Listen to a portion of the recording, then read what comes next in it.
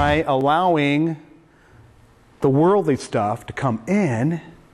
And if I'm allowing it to come in, what's it influencing me to do? Do I have to worry about what I'm doing right now, or am I following what God says? It says this, instead they will become snares, traps, whips, and thorns in your eyes. Did you hear those words? The world, Satan is prowling around very deceivingly. He's not going to walk up and, hey, guess what? I got this big trap for you. Come on over. He's not doing that. He's, hey, look at this trap. I got one here.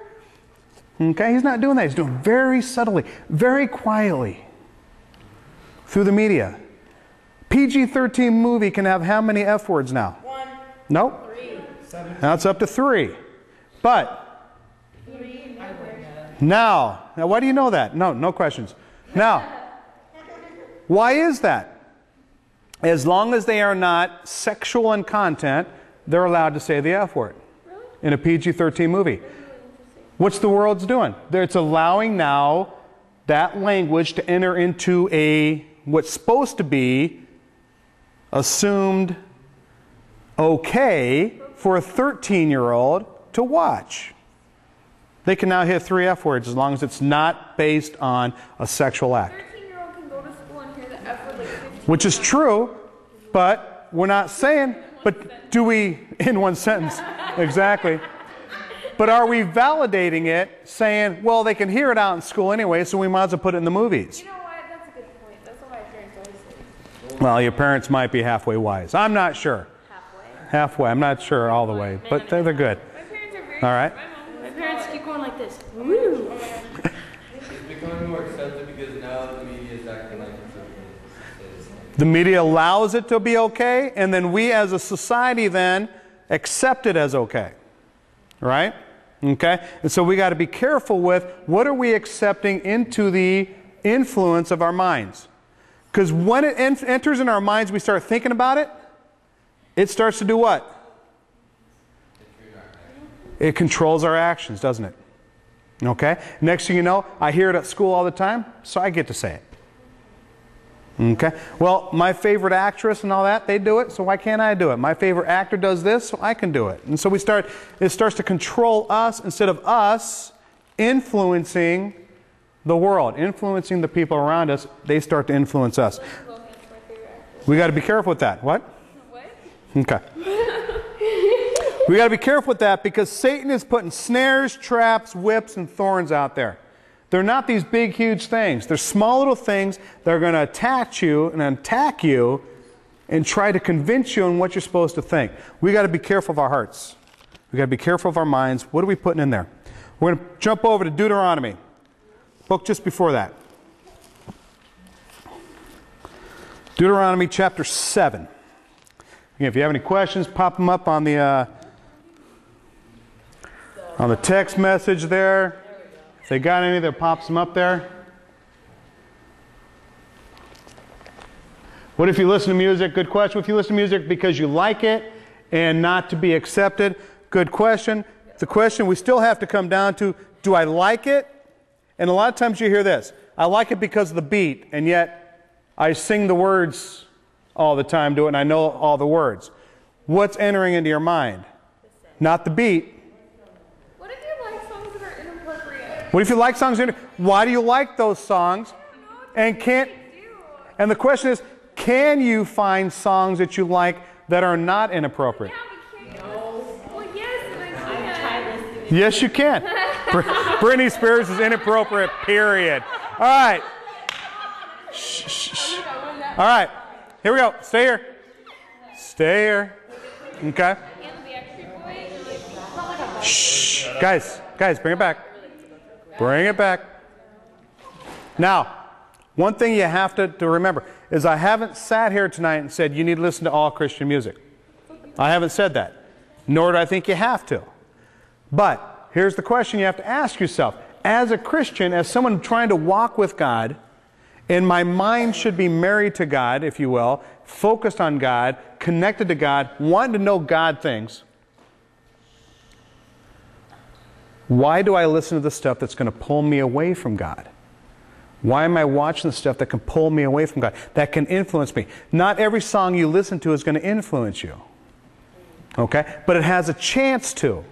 And what's Satan trying to do? Snares, thorns, traps, small little things to try to get you to say, you know what? I want you over here.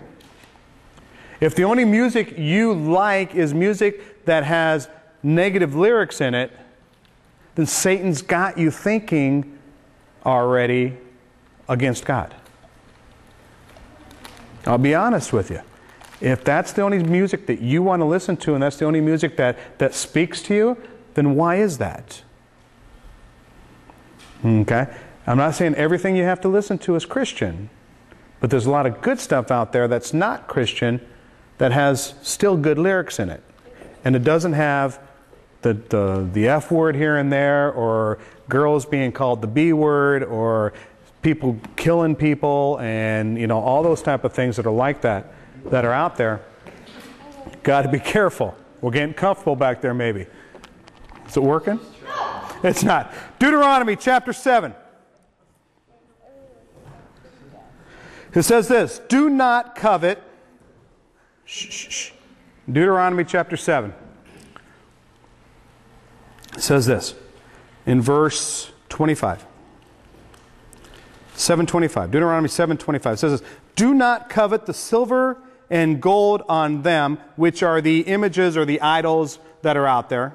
The stuff the glamorous stuff, the stuff that looks good. Do not covet that. What does covet mean? Worship. To worship or to make an idol of, to want something so badly. Okay, I gotta have this type of music. I gotta have this type of stuff. Do not covet the silver and gold on them, and do not take it for yourselves, or you will be ensnared by it. There's that word again, ensnared by it. Okay? To want something so badly, I only can listen to this, or I can only have this song, or I can only go to this type of thing, or I'm only going to watch this type of movie. It starts to ensnare you, capture your thoughts. Okay? For it is detestable to the Lord your God. God's words are very clear, right? The stuff that's out there that sometimes we watch, sometimes that we listen to, sometimes that's out there that we have access to is what to God? Detestable. What's that word detestable mean? When you hear the word detestable, what do you guys hear? Icky. Icky. Icky is a good word. It's icky to God. What is it? Someone else? Hate. He hates it. What else? Can't stand it. Can't stand it. Don't even want it around me. It's like having spinach on my plate. Don't even put it around me. I don't, not cooked. I'll eat it in salad, but don't cook it. Okay, that's nasty. No, don't use spinach. Nasty stuff. You do eat spinach. Do what? You do eat spinach. So I eat spinach, but not cooked spinach, okay? It says this also. Do not bring detestable things into your house. If it's against God, don't even bring it into your house. And what's your house? the place you live. Body. The body. 1 Corinthians 6, chapter 6, verse 19 and 20. Do you not know that your body is the temple of God, the house of God? Therefore, not only are we not supposed to bring it into our physical house where we live and be playing it on our stereos, on our iPods, on our phones, or wherever you're playing it at, we shouldn't be playing it there. We shouldn't even be putting it into our bodies. Okay? Why? It has the potential to do what? To control our minds. When it starts to control our minds, it starts controlling our actions. We got to be careful.